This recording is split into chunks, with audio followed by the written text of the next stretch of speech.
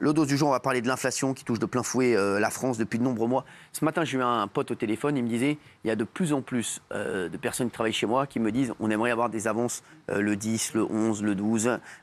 Et parce qu'ils me disent on fait exactement la même chose qu'avant, sauf qu'on ne se rend pas compte, ça nous coûte beaucoup plus cher. Et en fait, sur le moment, on ne s'en rend pas compte. Et le 10 du mois, on commence à se dire, ouais, on a fait la même chose que les autres mois, mais maintenant, ça nous coûte beaucoup plus cher, on ne tient plus. On aura Olivier Dauvers, journaliste et spécialiste de la grande distribution, qui va nous donner des conseils pour vous en sortir et surtout qui va nous faire un point sur cette flambée des prix qui fait vraiment de plus en plus flipper. Regardez. Que ce soit à la pompe ou aux caisses des supermarchés, les prix continuent de flamber et l'inflation met toujours à mal les Français. Quand ils arrivent au moment de payer, bien souvent, ils se rendent compte qu'il n'y a plus assez. Ils nous prennent pour des citrons.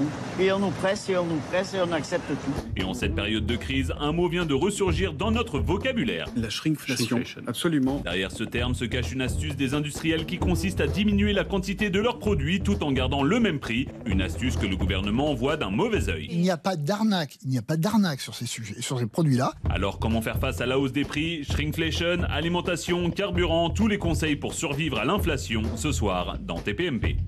Allez, on va parler de l'inflation, bien sûr, ce sujet qui touche tous les Français et qui vraiment inquiète énormément de monde. On a la chance d'avoir Crocodile Dundee avec nous.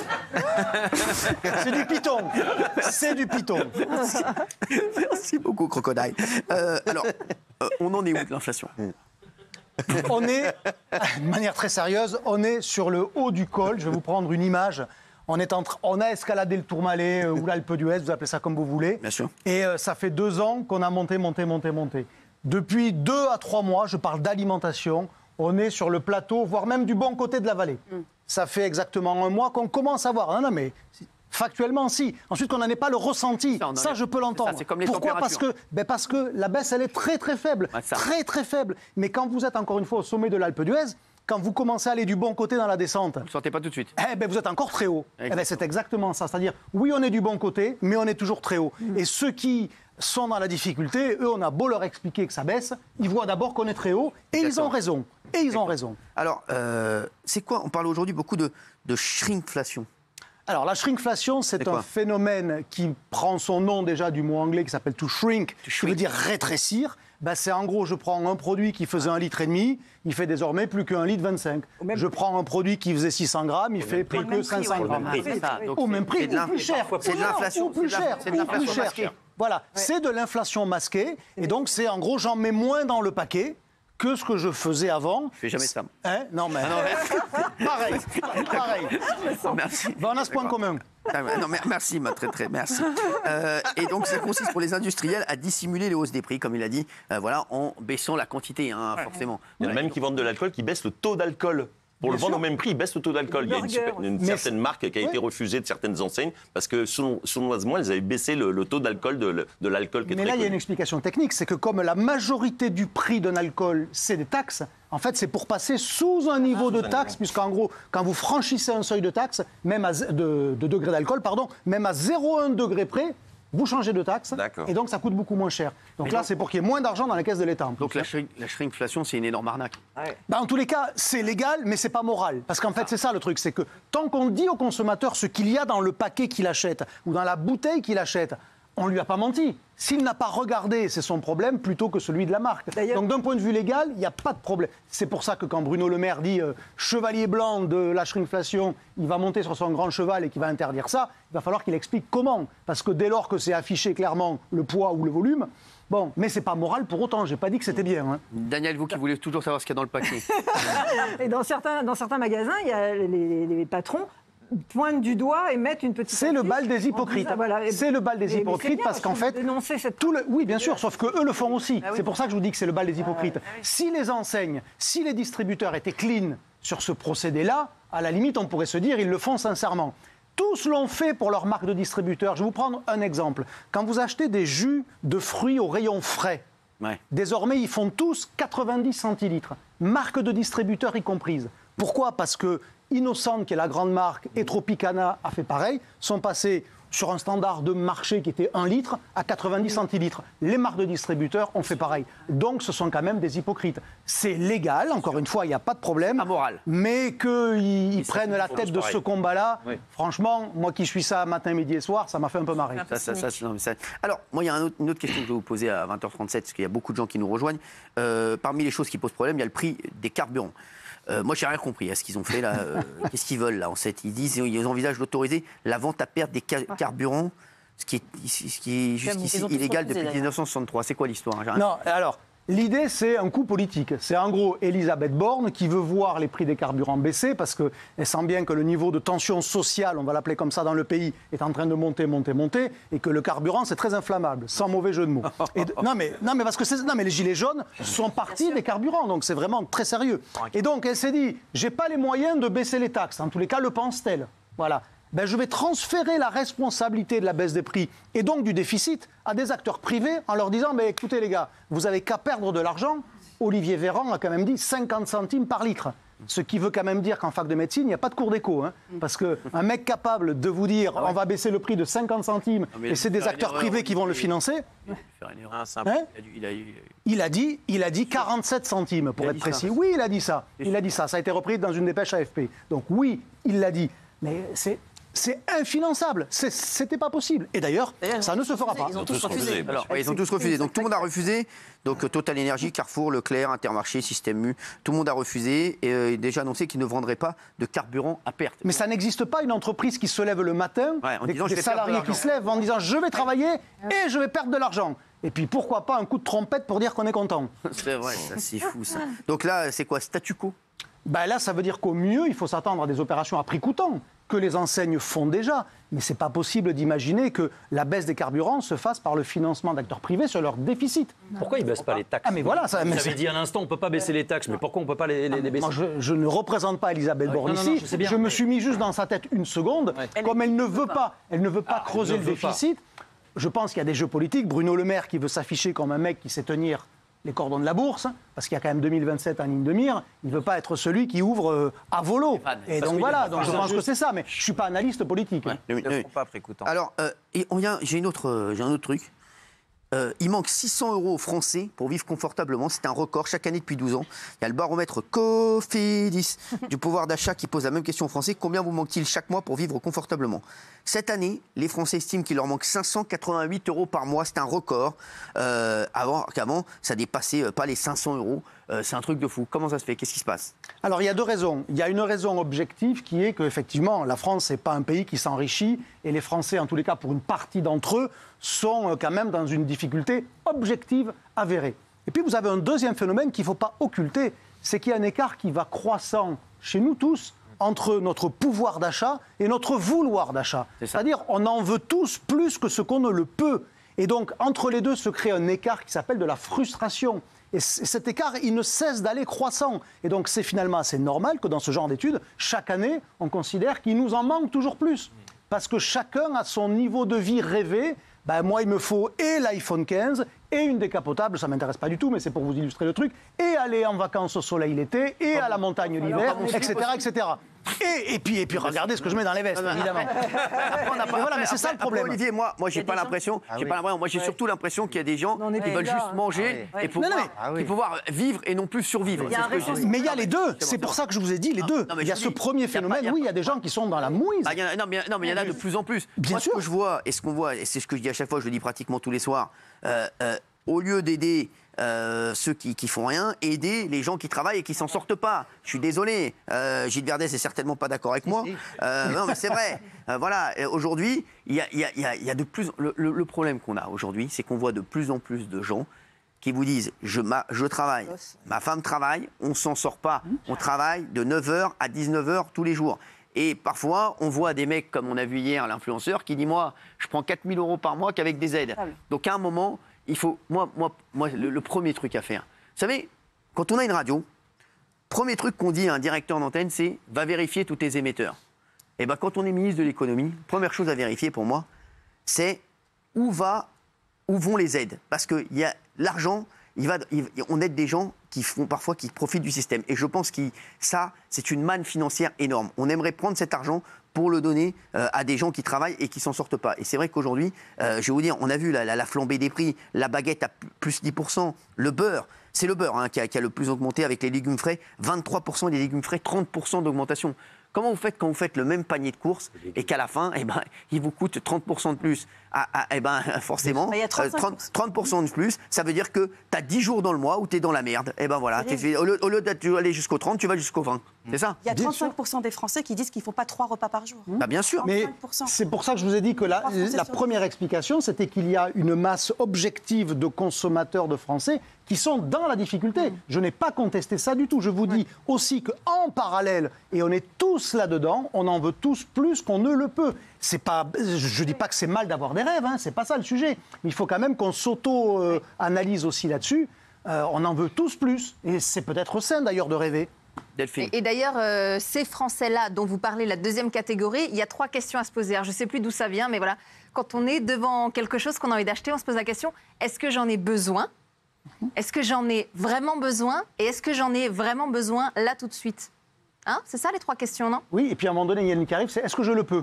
Et dès lors que vous dites non, vous vous sentez entre guillemets pauvre, en tous les cas dans une approche sociologique, parce que vous avez dû renoncer à un achat pour une raison pécuniaire. Et donc là, vous dites, la vie est dure. Effectivement, si vous devez renoncer à un truc que vous désirez, c'est dur à accepter. Oui. Et donc, c'est là où il y a de la frustration. C'est pour ça que j'utilisais ce mot frustration. La consommation aujourd'hui, c'est de la frustration. Je voudrais dire, moi, juste un truc. Parce que, ce soir, je vais manger avec Daniel. Il y a 3 questions que tu ne dois pas te poser. C'est est-ce que je le veux ? Est-ce que je le veux vraiment ? Est-ce que je le veux vraiment tout de suite ? Ça, tu t'enlèves ça de la tête. Et il y en a une 4e, c'est qui paye. Non, ça, je vais te dire, elle a un trésor de guerre. Ça fait des années qu'elle n'a rien acheté, je peux te dire. Elle, ça y va. L'inflation énergétique, l'électricité plus 10%. On en est où de l'électricité, tiens ? L'électricité, il est assez probable que dès le début d'année, ça va repartir encore et on va encore avoir probablement 10% supplémentaires en début d'année. C'est-à-dire, on est en train de quitter un monde où on a été très mal habitué au final à l'énergie pas chère. D'ailleurs, notre génération ici, on est des gaspilleurs d'énergie parce que c'était pas bien grave, ça coûtait pas cher. Désormais, on est en train de changer de monde là-dessus. Sauf que pour ceux qui sont dans la difficulté, ça pique de changer de monde. Bien sûr. Alors, on a parlé de la shrinkflation dans un instant, qui est donc, on va rappeler ce que c'est pour ceux qui nous rejoignent aussi à 20h44. C'est le même produit, mais sauf qu'on en met moins. Exact. Voilà, et on met au même prix. Voire plus cher. Exactement, voire plus cher. Alors, il y a Elisabeth Borne qui a dit qu'elle allait interdire ça. Elle peut ? Sur le principe, elle peut, mais dans les faits, ça sera contournable dans l'instant. Je vais vous prendre un exemple concret.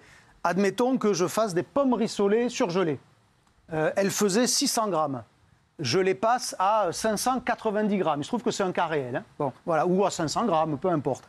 Et donc, Elisabeth Borne va dire, on va faire une loi pour interdire ça, ou alors pour obliger le fournisseur à dire, attention, amis consommateurs, je suis en train de vous niquer. Je caricature un peu. Non, mais pour qu'on comprenne bien le truc. Qu'est-ce qui va se passer ? Il va pas faire des pommes rissolées surgelées en 590 grammes. Il va changer de nom. Il va les appeler pommes rissolées de Picardie en 590 grammes et ça sera un nouveau produit. Donc je veux dire, c'est hyper contournable. Parce qu'il y a Bruno Le Maire, aussi le ministre de l'économie, qui lui a affirmé combattre la fameuse shrinkflation et annonce qu'il sanctionnera les industriels qui en feront l'usage. Donc c'est impossible. Tous autant qu'ils sont, ils ont juste, ils ne disent que ce qu'on a envie d'entendre, nous les consommateurs. Mais ça en oubliant toujours qu'il y a un principe de réalité sur les carburants. C'était très plaisant ce week-end, les automobilistes, d'entendre qu'on allait casser le prix du carburant. Il n'y a aucun Français qui était contre. Non. Voilà. Oui, mais sauf que quand on analyse un peu froidement, c'était pas possible. C'est un effet boomerang, parce que politiquement, ça va coûter cher. Alors, il y a le gouverneur de la Banque de France. C'est qui, c'est le gouverneur de la Banque de France pour les téléspectateurs ? C'est celui qui gère une partie de la politique monétaire française, puisque comme on est dans l'Europe et avec l'euro, mais en gros, c'est le gardien du temple financier. On va l'appeler comme ça. C'est un personnage très important. Bien sûr, dans l'économie. Il a dit, le gouverneur de la Banque de France, il annonce objectif 2025 pour l'inflation. Oui, parce que... Donc, pas bien, quoi. Pour qu'on sorte de l'inflation, sachant qu'on n'est même pas certain qu'on en sortira de manière vraiment réelle à brève échéance, parce qu'on rentre dans ce qu'on appelle la transition énergétique, le changement de monde, et ça va coûter plus cher. Ça veut dire que produire des produits propres va coûter plus cher. La question sera de savoir si les Français sont capables de les acheter. Et ça, aujourd'hui, avec le niveau de pouvoir d'achat, c'est pas gagné. Mais donc, on n'est même pas sûr qu'on en sorte. Alors, c'est objectif 2025, mais c'est pas sûr du tout. On peut dire n'importe quoi, là. On peut dire voilà, ça va. Ce qui est sûr, parce qu'aujourd'hui, ce sont des faits, c'est qu'on est, je vous l'ai dit pour démarrer, du bon côté du versant. ça commence à baisser. Alors, mais c'est tellement peu que personne ne s'en rend compte. Et puis, comme en parallèle, vous avez encore des produits qui montent parce que ponctuellement, vous avez des crises sur l'huile d'olive, qui est très inflationniste, sur le sucre, voilà, alors que le blé, à l'inverse, est très déflationniste aujourd'hui. Mais bon, donc on est dans ce qu'on appelle dans l'épaisseur du trait. Ça ne se voit pas, malheureusement. Et pour que ça se voie, il va falloir attendre encore quelques semaines. Alors, ça veut dire, pardon, que ça ne peut pas être pire que ce qu'on a actuellement? À horizon prévisible, ça ne peut pas être pire, ça c'est sûr. Alors, parce que le cours de certaines matières premières est objectivement plus bas. Oui, mais Olivier, après, c'est l'actualité aussi. Si Poutine envahit encore plus l'Ukraine et coupe le robinet à céréales, ça fera remonter le cours des céréales. Mais malgré tout... Voilà, mais malgré tout, à horizon visible, on voit bien qu'on est plutôt, encore une fois, du bon côté du col. Je reprends ma métaphore parce que c'est ça l'idée, pour qu'on comprenne bien qu'on peut être du bon côté du col, mais toujours très haut. C'est ça, ouais. Voilà. On est toujours très haut. Alors aujourd'hui, quelques chiffres pour ceux qui nous rejoignent à 20h48. 57% des Français puisent dans leur épargne, plus d'un Français sur deux donc. L'habillement et les loisirs font partie des postes de dépenses sur lesquels les Français prévoient de faire leur économie. 34% des Français ont baissé le chauffage. Oui, parce qu'en gros, il y a une forme de ligne de partage ou de clivage entre ce qui est essentiel et ce qui l'est moins. Je vais vous l'illustrer au travers de 2-3 chiffres. En grande distribution aujourd'hui, les volumes, c'est-à-dire le nombre d'articles achetés, est en train de baisser d'à peu près 5%. À peu près, retenez ce chiffre. Derrière cette moyenne, vous avez l'épicerie, les produits frais qui sont allés entre 0 et moins 2. Ça veut dire, allez, ça tient presque. D'accord. Et à l'inverse, vous avez la beauté, l'entretien, l'hygiène, les alcools, qui sont eux à moins 10, parce que c'est moins essentiel. Alors je ne vous encourage à rien évidemment, mais vous pouvez arrêter de vous brosser les dents. Ah ouais. Par contre, arrêter de manger, c'est plus difficile. Ou vous pouvez mettre un peu moins de dentifrice sur la brosse à dents. Et ça, au final, ça produit moins d'achats. Et donc, vous voyez, c'est la différence entre ce qui est essentiel, manger, c'est essentiel, et ce qui l'est moins. Voilà. Alors, il y a aussi plus de 7 personnes sur 10 qui mangent moins de viande ou moins de poisson, ou ne mangent plus rien entre les repas. C'est fou, ça. Parce que c'est cher. Quand vous avez 20% d'inflation sur un produit qui vaut déjà 20 € le kilo, comme la viande de bœuf, 20% sur 20 €, ça fait 4 €. Quand vous mettez 20% sur du poulet qui est moins cher ou des pâtes qui sont encore moins chères, en proportion, ça fait pareil en proportion. Par contre, en valeur, c'est pas pareil. Et donc voilà pourquoi le poisson, la viande, et notamment la viande de boucherie, est en train de décliner très fortement. Et puis après, vous avez aussi une petite part de conviction personnelle.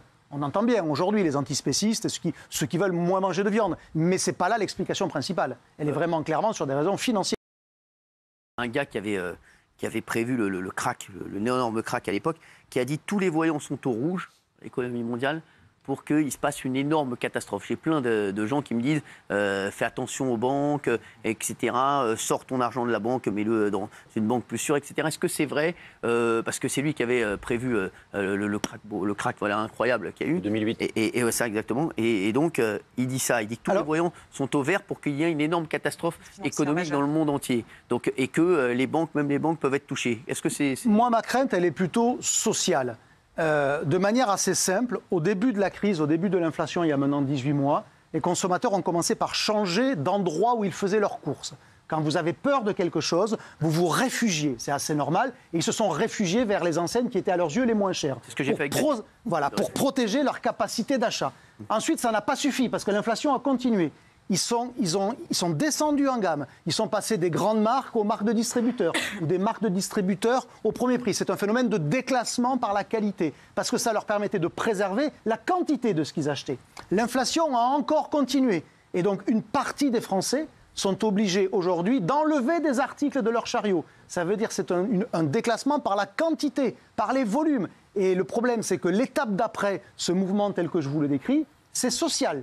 C'est une révolte. Alors, je n'encourage à rien, évidemment. J'analyse juste. Mais c'est la parabole que j'appelle du pain et du peuple.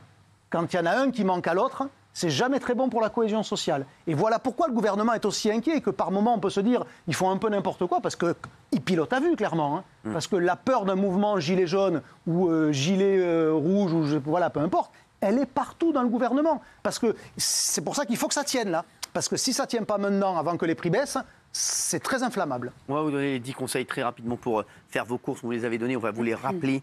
Privilégiez d'acheter les articles en haut et en bas des rayons, parce que c'est les produits du milieu les plus chers dans les supermarchés, c'est ce que nous avait dit Olivier. Faire ses courses le week-end, juste avant la fermeture, le samedi en fin de journée avant la fermeture du magasin ou le dimanche midi avant la fermeture, les produits les plus chers sont plus proches de la date de péremption, donc ils sont très souvent en réduction. Voilà, ça c'est des petits conseils. Essayez de payer ses courses en liquide. Lorsqu'on est limité avec les billets, on n'achète pas d'articles en plus. C'est vrai que la carte, on a l'impression parfois de ne pas payer, et après on se fait défoncer derrière. Faire ses courses le ventre plein. Voilà, donc ça aussi parce que en fait ça nous évite de tout acheter. C'est des petits conseils comme ça qu'on vous donne. Toujours regarder le prix au kilo. Regardez le prix au kilo, souvent dans les grandes, il y a des grandes différences, Olivier. Ne prenez pas de caddie, c'est ça, plus c'est grand, plus on a envie de le remplir. Oui, mais si vous avez 3 enfants à la maison, le caddie est quand même bien utile, Cyril. Achetez les marques des distributeurs. Souvent 30 à 35% d'économie, c'est toujours le cas ? Clairement. Moi je rajoute le sachet... regardez, profitez, les promotions. Le prospectus, on le décrit beaucoup, alors qu'il soit en version papier, ou qu'il soit sur ordinateur, ou qu'il soit dans des applications. Regardez toutes les promos. Je vais vous prendre un exemple. Le week-end dernier, il y avait dans une grande enseigne du filet de saumon à 12,99 €. Bon, c'est un prix jamais vu. Voilà. Récemment jamais vu. Voilà. Quand vous voyez ça, vous sautez dessus. Vous aviez peut-être envie d'acheter du cabillaud. Ben non, vous n'achetez pas de cabillaud. Vous achetez du saumon s'il est à 12,99 €. Et pour ceux qui manquent un peu de trucs, vous avez plein d'applis là sur vos téléphones. Il y en a, c'est ce que j'appelle le Tinder de la promo. C'est-à-dire en gros, ça s'appelle Bonial, Tiendeo, il y en a plusieurs, je crois qu'il y en a 2. En fonction de l'endroit où vous êtes, eh bien, il va vous présenter toutes les promos autour de vous. Tous les bons coups autour de vous. C'est pour ça que vous voyez l'analogie. Du coup, profitez-en. N'achetez que des produits en promotion. C'est quand même assez le bon sens. Et si vous aviez prévu d'acheter du cabillaud, non, vous achetez du saumon. Enfin, le week-end dernier, il fallait acheter du saumon. D'accord, pas du cabillaud. Voilà. Alors... Et le week-end prochain, ça sera par exemple des sardines chez Carrefour. C'est 7,50 € les 3 kilos. Voilà. D'ailleurs, c'est plutôt des promotions sur l'arrêt. Ou sur la morue, ça dépend. Ou sur la morue. Voire le thon, des fois. Non, alors, faire sa liste de courses et s'y tenir. Si vous n'avez pas de liste, vous achetez n'importe quoi. Ça aussi, c'est un petit truc. Oui et non. Oui et non, parce que dans mon exemple, si vous aviez marqué cabillaud sur la liste et que c'est le saumon qui est en promotion, vous m'enlevez cabillaud de la liste. Mettez poisson. Oui. Avoir une carte de fidélité. Ça risque pas de t'arriver, Guillaume. Non, c'est vrai. Ou des coupons qui peuvent vous faire... Ou en avoir plusieurs. Il peut en avoir plusieurs. Ouais. Le but, c'est d'en avoir une dans chaque magasin où il va. Lui, il en a plusieurs, oui. Mais voilà. Donc, c'est très bien. Allez au marché. Si vous faites le marché, toujours y aller à la fermeture, car les marchands bradent les fruits et légumes. Exactement. Il leur reste. Ils n'ont aucune envie de les ramener. On est d'accord, Olivier ? Bien sûr. Donc bien sûr, c'est une règle d'or aussi. Mais c'est comme aller dans les bacs anti-gaspi des grandes surfaces. Là, pour le coup, c'est le matin qu'il faut y aller. Parce que les grandes surfaces remplissent les bacs anti-gaspi le matin à l'ouverture en fonction des produits qui sont restés la veille au soir. Vous voyez, donc il va falloir y aller et à l'ouverture et à la fermeture. Mais de notre côté, ça doit nous inciter quand même à avoir en tête que bien consommer, oui, ça prend du temps. Mais accessoirement, bien manger, c'est pas un petit sujet, les amis. Manger, c'est plus important que tout dans notre vie. Parce que c'est biologiquement indispensable. Olivier Devers, excellent. Merci d'être avec nous. Bravo. Merci.